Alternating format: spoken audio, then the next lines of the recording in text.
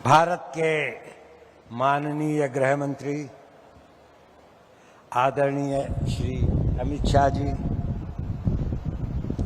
महाराष्ट्र के मुख्यमंत्री माननीय श्री देवेंद्र फडणवीस जी, उप मुख्यमंत्री माननीय श्री एकनाथ शिंदे जी, उप मुख्यमंत्री माननीय श्रीमती सुनेत्रताई पवार जी, तिलक स्वराज स्मारक ट्रस्ट के अध्यक्ष डॉक्टर रोहित तिलक और इस ट्रस्ट के अन्य सदस्यगण, मंच पर आसीन सभी महानुभावगण और इस सभा में उपस्थित गणमान्य देवियों और सज्जनों, आप सबको मेरा अभिवादन।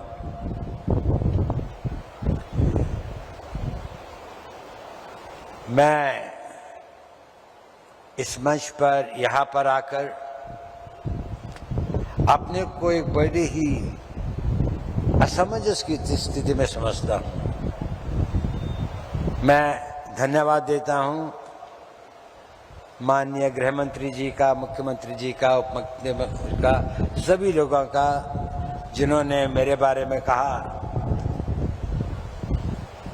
सत्य क्या है ये तो शायद मुझे भी नहीं मालूम पूरा। मेरे बारे में आप ऐसी धारणा रखते हैं, मैं इसके लिए आपको नमन करता हूं। मेरे पास शब्द भी नहीं है कि मैं आप लोगों को धन्यवाद दे सकूं।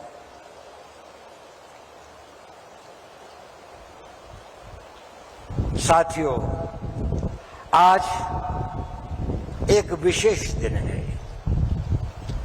यह विशेष दिन है हमारे राष्ट्र के स्वतंत्रता संग्राम के प्रेषक, स्वतंत्रता संग्राम के एक अद्भुत सेनानी, फिलोसोफर, मार्गदर्शक, उनकी 106वीं पुण्यतिथि का। यह मेरा सौभाग्य है कि मैं आज पुणे में, जो उनकी कर्मभूमि थी, और आप सब लोगों को जो पुणे के निवासी हैं, उनके साथ मिलकर उनको अपने श्रद्धा सुमन और श्रद्धांजलि प्रेषित करता हूं। मैं दिवंगत आत्मा को नमन करता हूं और उनकी आत्मा के लिए ईश्वर से प्रार्थना करता हूं। आज का दिन ये भी दिन है कि जब हमें स्वयं को फिर सोचने की आवश्यकता है। माननीय गृह मंत्री जी ने इस पर बल भी दिया कि उनकी प्रासंगिकता खत्म नहीं हुई है। आज भी जो उन्होंने कहा था, एक बार हर भारतीय को, विशेषकर हमारे युवाओं को, ये सोचने की आवश्यकता है कि जिस मार्ग पर जो भारत की उनकी परिकल्पना थी, वो क्या थी और क्या भाव था राष्ट्र निर्माण का। मैं इस पुरस्कार के लिए बहुत आभारी हूं, धन्यवाद देता हूं तिलक स्वराज संघ, लोकमान्य तिलक स्मारक ट्रस्ट को, और मैं इसे विनम्रता से स्वीकार करता हूं। मैं गौरवान्वित भी हूं और नतमस्तक भी।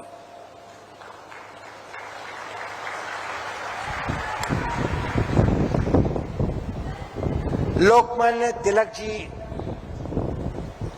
के जीवन को समझना, उनकी गहराइयों को देखना, उसके लिए उस समय के काल, उस समय के मजबूरियां, उस समय की दयनीयता को शायद हम लोग उसकी कल्पना नहीं कर पाते। विशेषकर जो हमारा युवा वर्ग है, वो सोचता है शायद भारत हमेशा ऐसा ही था, जिसे हम स्वतंत्रता कहते हैं। शायद उनको लगता है कि स्वतंत्रता केवल वह करने की जो आपकी इच्छा है। स्वतंत्रता ये नहीं थी। जिन लोगों ने स्वतंत्रता के लिए अपने प्राणों को न्यौछावर किया, जिन लोगों ने इसके लिए संघर्ष किया, जिन लोगों ने हमें इसका नेतृत्व दिया, लोकमान्य तिलक उसके सिरमौर थे। उसके, उनका जो व्यक्तित्व था, उनका जो समय था, उस वक्त तक वो आवाज उठाने की हिम्मत बहुत लोगों में नहीं थी। लोगों में एक त्रासदी थी, एक पीड़ा थी, एक वेदना थी, एक करा रहा था समाज। लेकिन जो चाहते भी थे कुछ बोलना, वो यही कहते थे कि हम किसी तरह से कोई रास्ता निकालें, बातचीत करके, इनके कुछ संयम का प्रयोग करके, लेकिन वो कठिन रास्ता मुकाबला करके और इसको जीत के ले। ये शायद ये इसका नेतृत्व और इसका भाव उन्होंने ही देश को दिया। दास्ता की बेड़ियों को उन्होंने झंझोड़ने के लिए देश के युवकों और देश की जनता में एक नई चेतना और पौरुष का प्रादुर्भाव किया। अब चाहे उनका त्याग और उनकी सेवा, चाहे महाराष्ट्र का प्लेग हो जिसमें उनके अपने पुत्र 21 वर्षीय विश्वनाथ को भी अपने प्राण देने पड़े, लेकिन उसके बाद भी वह पुणे छोड़ के नहीं गए।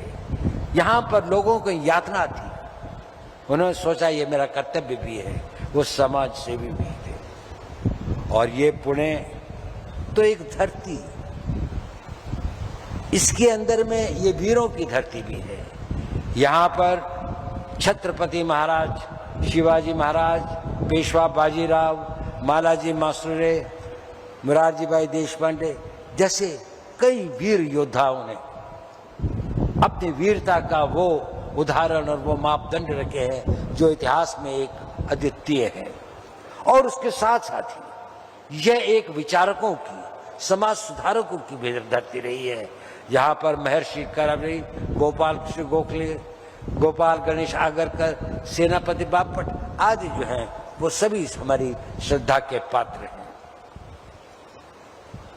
और इसके पीछे यदि आप देखें तो इन दोनों धाराओं की जो उत्पत्ति, जो उद्गम है, वो थी भारत की सांस्कृतिक और धार्मिक विश्वास उन लोगों का, और उस पर उनका एक पूर्ण वो चाहे योद्धा थे तब भी उनको अपनी संस्कृति, अपने धर्म, अपने संस्कार, अपने उसका बहुत बड़ा मान भी था और ज्ञान भी था। लोकमान्य तिलक जी के बारे में अगर हम देखें तो वो इन तीनों धाराओं का सम्मिश्रण करते हैं। उनमें शौर्य और दृढ़ संकल्प भी था, वीरता और शौर्य का वो तंत्र उसमें समाहित था, जिसमें वो अंग्रेज सरकार को चुनौती देते थे और कहते थे कि स्वतंत्रता मेरा जन्म सिद्ध अधिकार है। चाहे उनको मान ले कि जेल जाना पड़े, चाहे उन्हें यातनाएं सहनी पड़े, लेकिन उन्होंने उनसे कहा भी गया कि आप अपना वो सॉफ्ट करें तो हम आपकी उनको कम कर सकते हैं, शायद मांडे नहीं जाना पड़ेगा, देश निकालना नहीं होगा, लेकिन उन्होंने वो नहीं किया। और उसी के साथ साथ तो समाज सुधारक भी थे, उन्होंने समाज की सेवा की, चाहे वो प्लेग था, चाहे बीमारी थी, चाहे लोगों में यातनाएं थी। और इसके साथ साथ ही वो एक विचारक, चिंतक और धार्मिक पुरुष थे। उन्होंने जो गीता का वो लिखा, तो उनकी विशेषता ये है कि वो इन तीनों धाराओं का एक सम्मिश्रण थे, एक त्रिवेणी थी, जिसके अंदर में ये तीनों धाराएं प्रबल थी और हर एक अपने रूप में एक उसका कोई हमें दूसरा उदाहरण नहीं मिलता। गृहमंत्री जी ने कहा कि उनकी पुस्तक फिर से हम लोग पढ़ें, जो उन्होंने गीता का सार अपने उसके अंदर में लिखा है, जो वो है वो पढ़ने लायक है, जीवन को एक नई दिशा देता है। पुणे से एक छोटा सा संबंध मेरा भी है।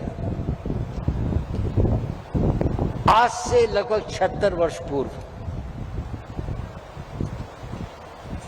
मैं इस शहर में आया था, जब मेरे पिता आर्मी में यहाँ पर पोस्टेड थे। शायद इस सभागार में बहुत कम लोग होंगे जो उससे पहले, कुछ ही लोग होंगे जो उससे पहले पुणे में आए होंगे जब मैं आया, और मैंने अपना स्कूल की पढ़ाई यहीं से शुरू की। मैं लगभग 1.25 साल 1.5 साल यहाँ रहे, उसके बाद मेरे पिताजी की ट्रांसफर दिल्ली आर्मी हेडक्वार्टर्स में हो गई, लेकिन मैं यहाँ पर रहा वो 1-1.5 साल। बहुत सारी चीजें तो मैं भूल गया, लेकिन 2 चीजें मुझे याद है। एक तो है हर मंगलवार को मेरी माँ का मुझे लेके चतुर्सिंगी देवी के मंदिर में जाना। वो हमारे यहाँ एक तरह की बड़ी मोटी सी रोटी बनाते, उसको रोट कहते हैं, उसको काटते थे, मीठी होती थी उसके अंदर में, उसका भोग चढ़ाते थे और कुछ और चीज़ों का भोग चढ़ाते, जो घर में आके हम लोग खाते थे तो हमें अच्छा लगता था। उनकी बड़ी आस्था थी। और दूसरी थी कि हमारे स्कूल में एक परंपरा थी कि प्रार्थना के बाद में एक असेंबली होती थी जिसमें कोई वरिष्ठ टीचर कुछ व्याख्यान देते थे 10-15 मिनट के लिए, किसी मोरालिटी के इशू पर, किसी महापुरुष के जीवन पर, विद्यार्थियों के कर्तव्य के, कुछ भी अच्छी बातों पर। हमारे हिंदी के एक बहुत ही अच्छे वो थे, बहुत अच्छे वक्ता भी थे, उन्होंने लोकमान्य तिलक के जीवन पर एक व्याख्यान दिया था और उसके बाद में पूना के अंदर में उनका बारे में मुझे पता लगा। तो मेरा पहला जो एक्सपोजर हुआ लोकमान्य तिलक जी के जीवन के बारे में 5 साल की उम्र स्कूल में हुआ। मैं कल्पना भी नहीं कर सकता था कि 76 ईयर्स के बाद मैं फिर इसी पूना की धरती पर किसी दिन उनकी स्मृति में बनाए हुए पुरस्कार को प्राप्त करने के लिए यहाँ पर हाजिर हूँ। ये मेरा सौभाग्य भी है। साथियों, उनके योगदान को समझने के लिए हमें टाइम क्लॉक में पीछे जाना पड़ेगा। कैसा समय था,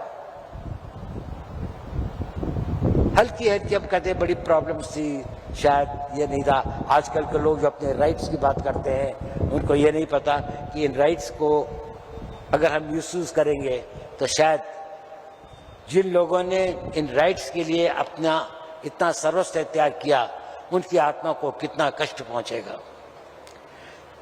हिंदी में पहला गद्य साहित्य में एक नाटक लिखा गया, उसका नाम था भारत दुर्दशा। 1850 में भारतेंदु हरिश्चंद्र, जिन्होंने हिंदी में गद्य लिखने की परंपरा शुरू की थी, उससे पहले पोइट्री थी, कविताएं लिखी जाती थी, साहित्य के अंदर में गद्य लिखने का वो नहीं था। 1-2 पहले प्रयास हुए थे लेकिन वो कामयाब नहीं हुए। उसको यदि आप पढ़ें, उसमें उन्होंने एक चित्रण किया है कि भारत की क्या अवस्था थी, कितनी यातना थी, कितनी वेदना थी, कितना अत्याचार था, और उसके बाद भी किसी में आवाज उठाने की हिम्मत नहीं थी।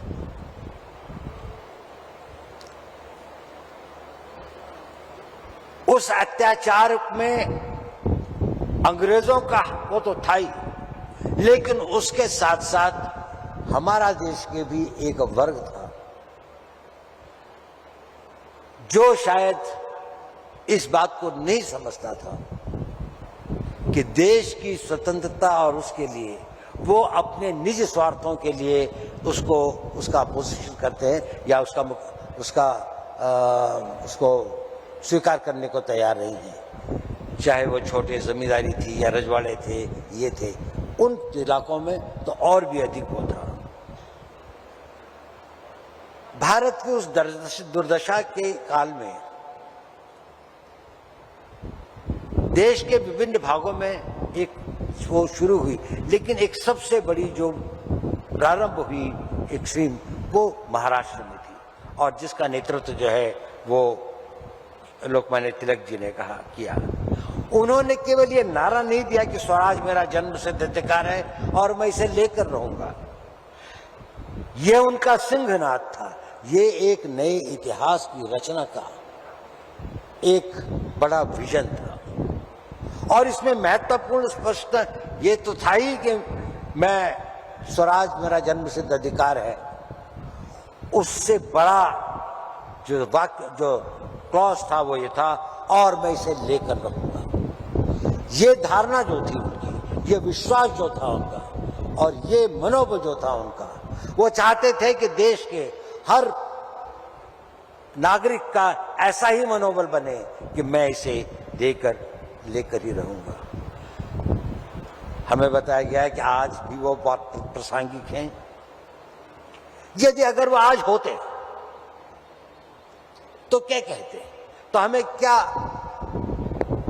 नया स्लोगन देते, एक नया युद्ध घोष देते, तो शायद वो कहते कि भारत को सशक्त और विकसित बनाना मेरा जन्म सिद्ध कर्तव्य है और मैं इसे करके ही रहूंगा।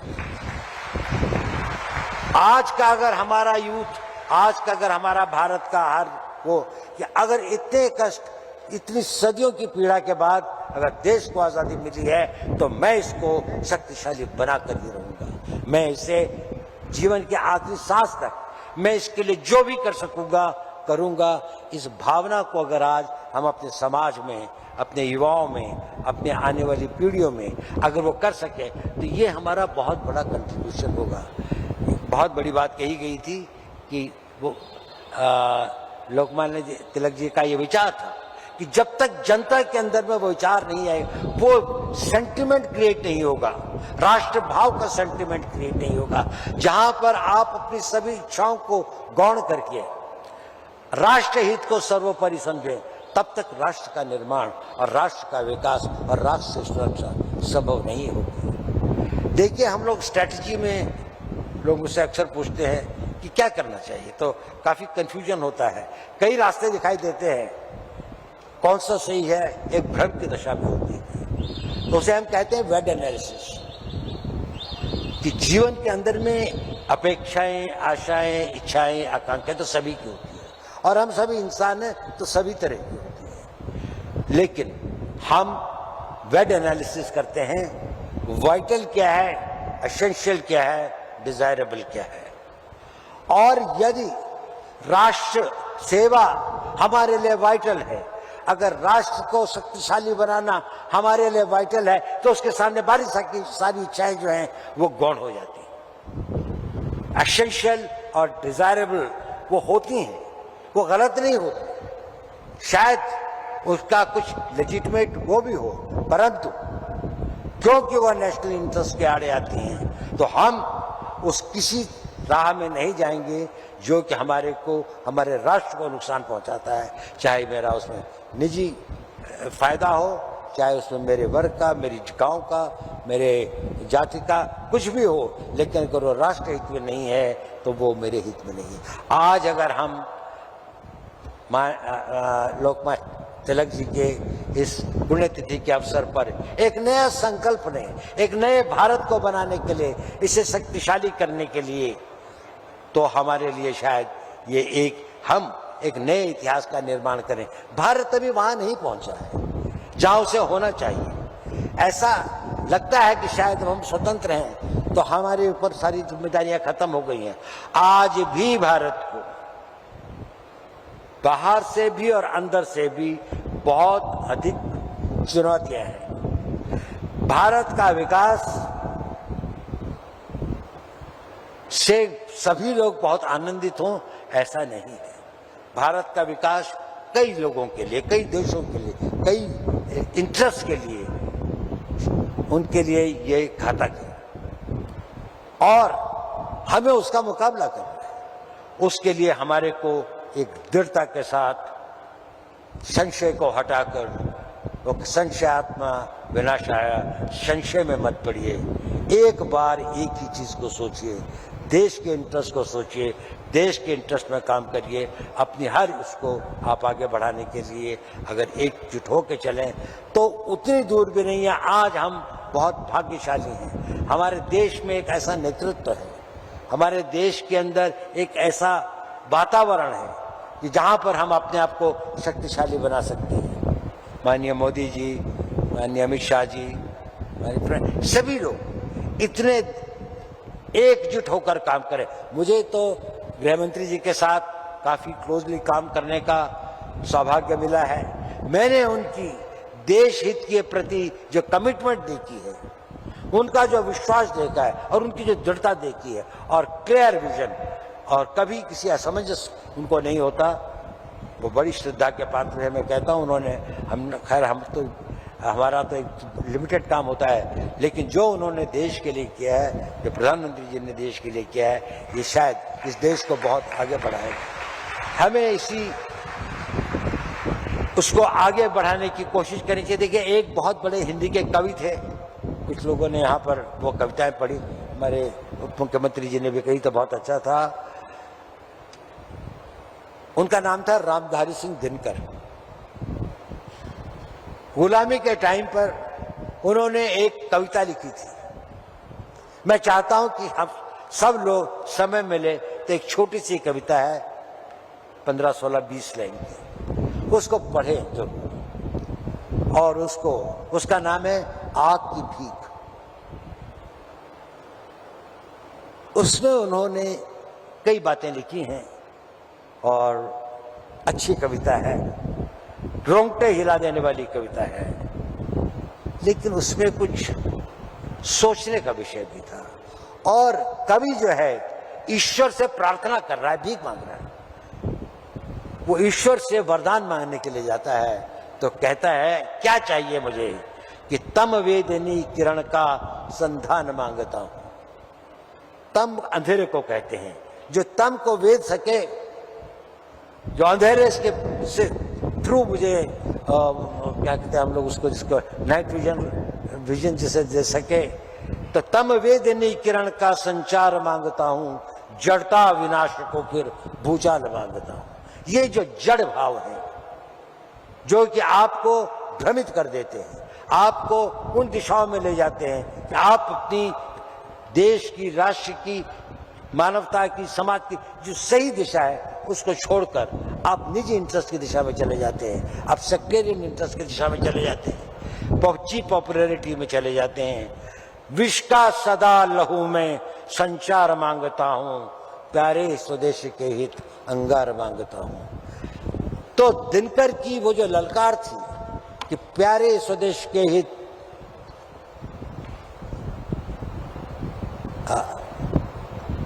विष का सदा लहू में संचार मांगता हूं, तूफान मांगता हूं, विस्फोट मांगता हूं, चढ़ती जवानियों का श्रृंगार मांगता हूं। आज का जो यौवन है, आज का जो यूथ है, वो अपने आप को समर्पित करे, पूर्ण रूप से ये सोचे कि मैं राष्ट्र हित में ही करूंगा।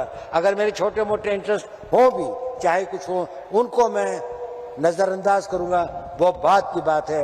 अभी तो देश को बनाना है, ये वो समय है जो हम गंवा नहीं सकते। ये एक विंडो ऑफ अपॉर्चुनिटी इस देश के इतिहास में आई है और मुझे आशा है कि हम लोग इसको कामयाब सिद्ध होंगे और अपना एक नया इतिहास बनाएंगे। बहुत बहुत धन्यवाद। जय हिंद, जय भारत। राजनीति हो या क्रिकेट, देश विदेश की ब्रेकिंग हो या आपके मोहल्ले की बड़ी खबर, सब मिलेगा एक ही ऐप में, सबसे तेज और भरोसेमंद। अभी डाउनलोड करें दैनिक भास्कर डिजिटल।